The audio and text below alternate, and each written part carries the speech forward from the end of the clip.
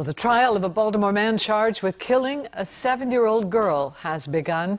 Keon Gray is charged with first-degree murder in the shooting of Taylor Hayes. That was in 2018. WJZ right now is live outside Baltimore City Circuit Court. Rachel Minitoff walks us through opening arguments and the witness testimony. Rachel?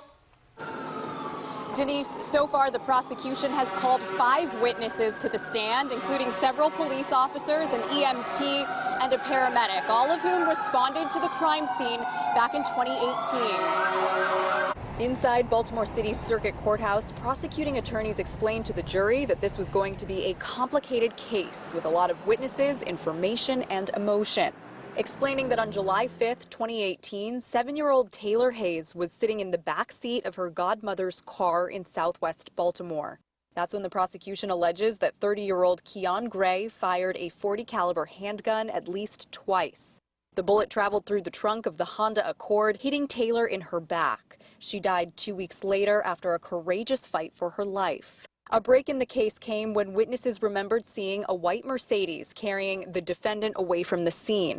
The prosecution told the jury that Gray's DNA was found on the airbag in the car and that cell phone records placed him in the same area as the shooting. Attorneys for Gray told jurors the state's case has a lot of holes.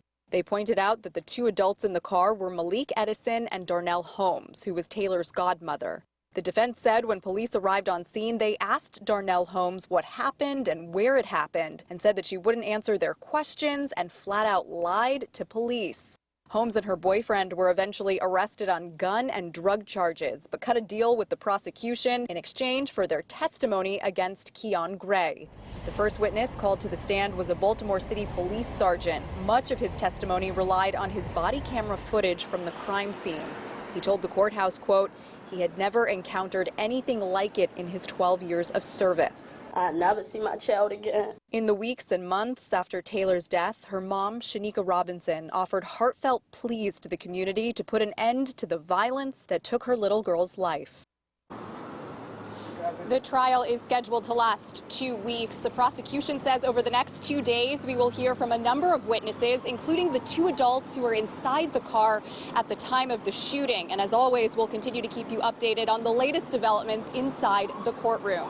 We're live downtown tonight. I'm Rachel Minitoff for WJZ.